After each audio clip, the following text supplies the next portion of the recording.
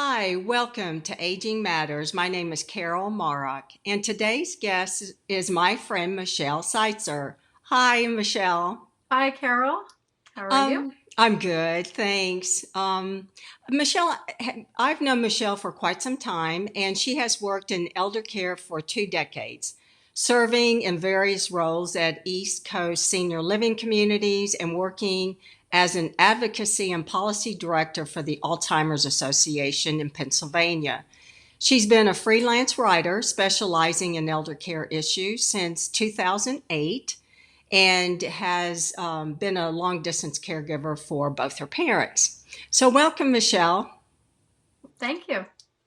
And since Michelle has background in with Alzheimer's and working for the association, I just wanted to ask Michelle a question that many of us grapple with, especially those of us who are aging alone, because many times we wonder, are we, if we become forgetful, is it mental decline, is it cognitive decline? So, and it can be very frightening too. So, in your opinion, Michelle, what are the signs of cognitive impairment? And if you can kind of point out some of the myths or truths about mental decline. Mhm. Well, one of the biggest myths is that forgetfulness is part of aging. When you're old, you will forget things. That is a big myth. Forgetfulness is not a normal part of aging, even though your risk of forgetfulness and memory loss may increase with age. They don't, it's not this equals this. So that's the most important thing. There are many people into their hundreds who are not experiencing memory loss. So I think the first thing to look at is, are you seeing patterns? Is the memory loss increasing in frequency? Another thing to look at is forgetting what things are for, not just misplacing keys, but forgetting what you use the keys for, or forgetting where they go. You might try to put the key in the dryer knob instead of in the ignition of your car.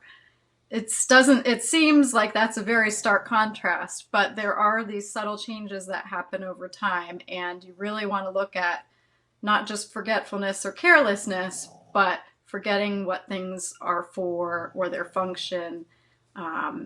That is a greater sign of decline or impairment. And you also want to look at other possible underlying causes, like the side effect from a medication you may be on, or even the change in a medication, an increased dose, sleeplessness, urinary tract infections. All of these things can cause memory loss or dementia-like symptoms.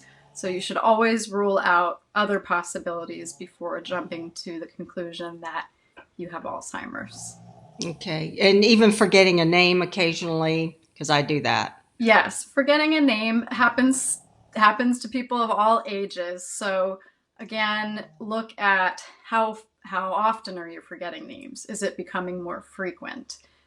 Is it taking longer to recall the name? Maybe you remember a couple hours later, but maybe after a few weeks, you notice that you aren't remembering until a week later, or you aren't remembering that you forgot the name at all. Hmm. So there's those levels of progression that you want to watch for.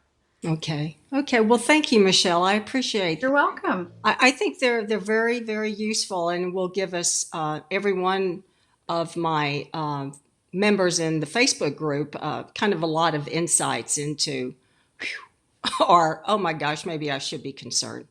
Right. I would say too, if there's family history, of course, then you might also want to take changes in your memory function more seriously as well, if Okay. other family members have had a diagnosis like that.